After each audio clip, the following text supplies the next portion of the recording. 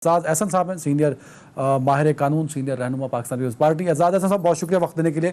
Sir, सबसे पहले तो बता दीजिएगा क्या क्या कानूनी रास्ते मौजूद हैं मौजूदा हुकूमत के पास नवाज शरीफ साहब को वापस लाने के लिए। सर, नवाज शरीफ को वापस लाना अब तो मुमकिन इनके लिए नहीं रहा। वो शहबाज शरीफ को अब रोक रखें और मरियम को रोक रखें तो बड़ी बात होगी।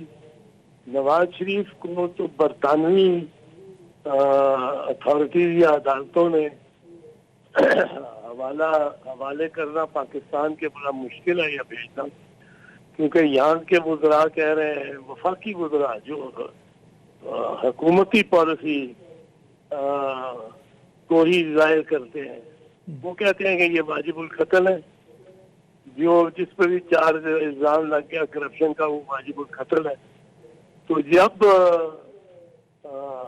ये आलम हो, ये इतनी इस किस्म के स्टेट्स हो, तो बरतानवी तो नहीं हवाले करते हैं किसी और मुल्क के जहाँ कत्ल किए जाने का शायबा या अंदेशा हो।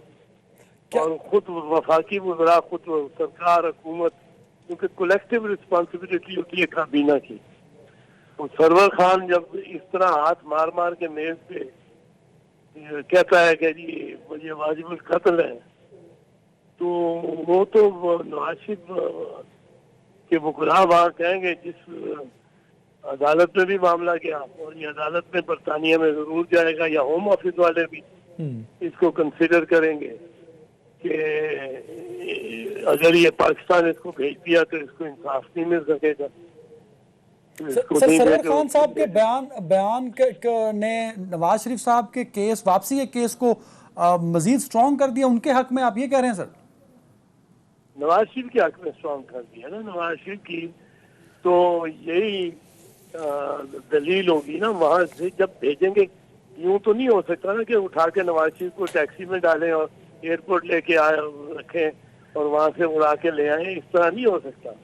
ये किसी अदालत के हुक्म के तहत, बरतानवी अदालत के हुक्म के तहत किसी शख्स को या गैर मुल्की को बरतानिया से खारिज किया जा सकता है। वो एक्सट्राडिशन कहते हैं उसको।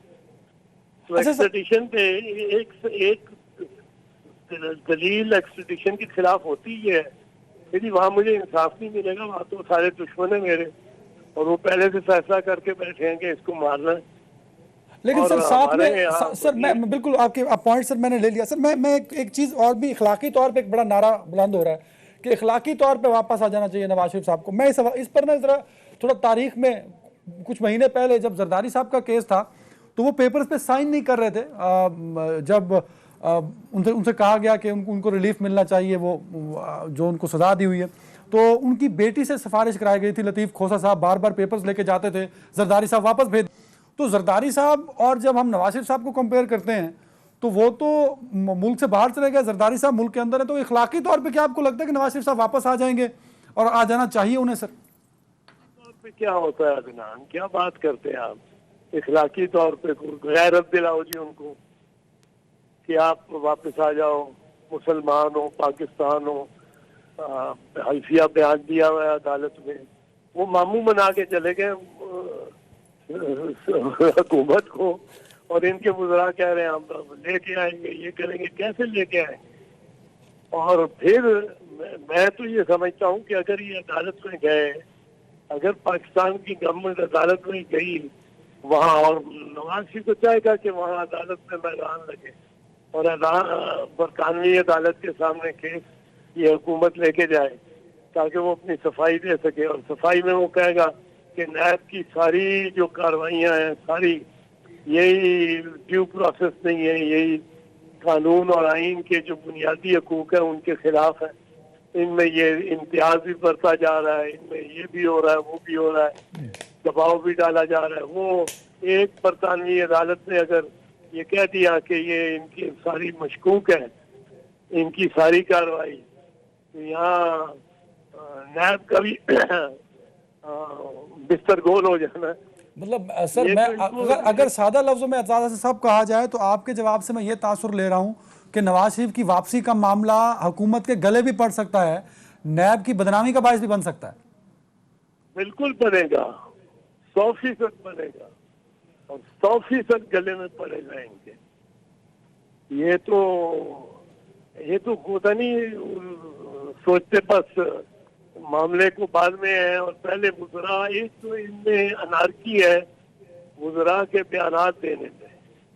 वो पता नहीं स्पोक्समैन है या क्या है, वो जो दिल में आती है वो बयान दिए। एतजाज सर, मैं चाहूंगा जरा डिफरेंशिएट कर दीजिएगा कि नवाज शरीफ को बाहर भेजना हुकूमत की सबसे बड़ी गलती थी या उनको वापस बुलाने का जो अलम उठा लिया हुकूमत ने, वो सबसे बड़ी गलती है?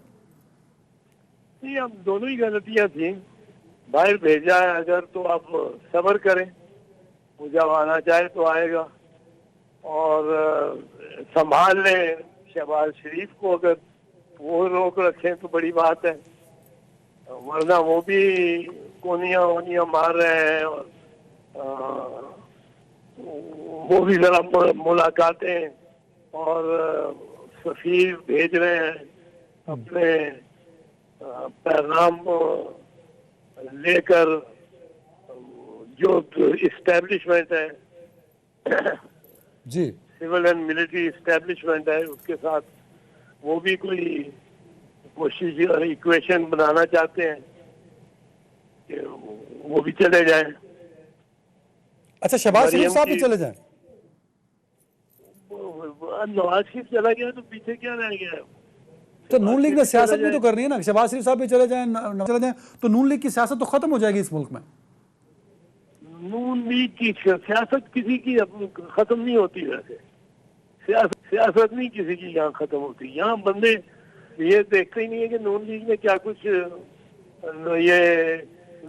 ही नहीं देखते कि नवाज शरीफ सितम जरीफी देखो उन्हीं अपार्टमेंट में रोज जा रहे हैं, रोज दिखाया जा रहा है कि उन्हीं अपार्टमेंट में A1 अपार्टमेंट जिससे वो कता ताल्लुकी का इजहार करते हैं कि मेरा ताल्लुक ही कोई नहीं, उधर ही रह रहे हैं।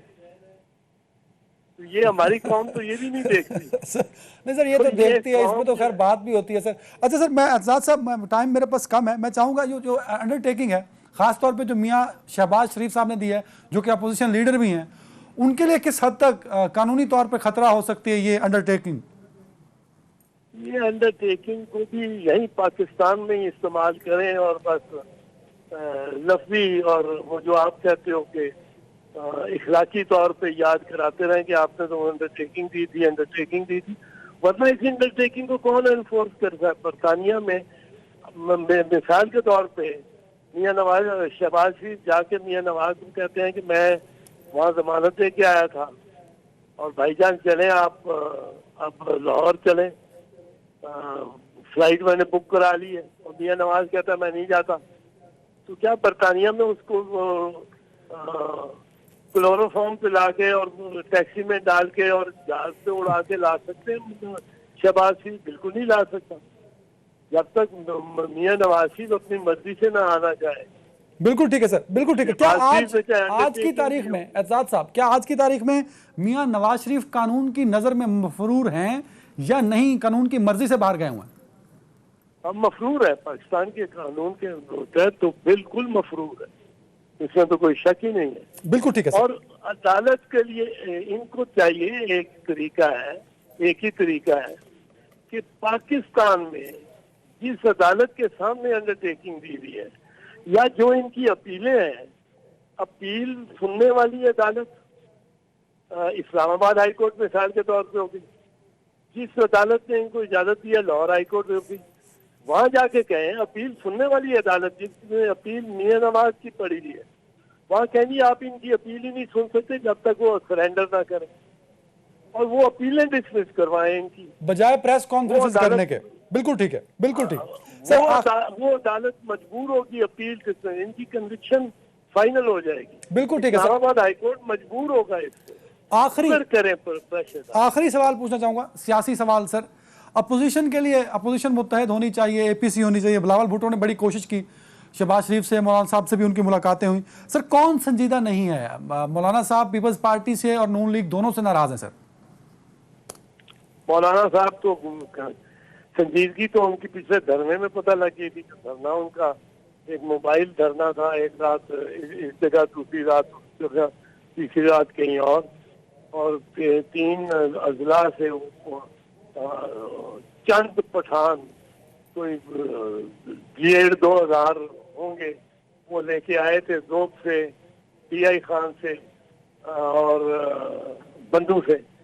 बाकी सारी पठान बेल्ट में भी कोई उनके से मुतहर्रक नहीं हुआ था इतना। और नवाज शरीफ के साथ और नून लीग के साथ तो जब पीपल्स पार्टी ने कोई जो मतलब है उनके साथ मिलके कुछ कार्रवाई करने की कोशिश की है या हुई है या पॉलिसी हिकमत अमली बनाई है, तो पीपल्स पार्टी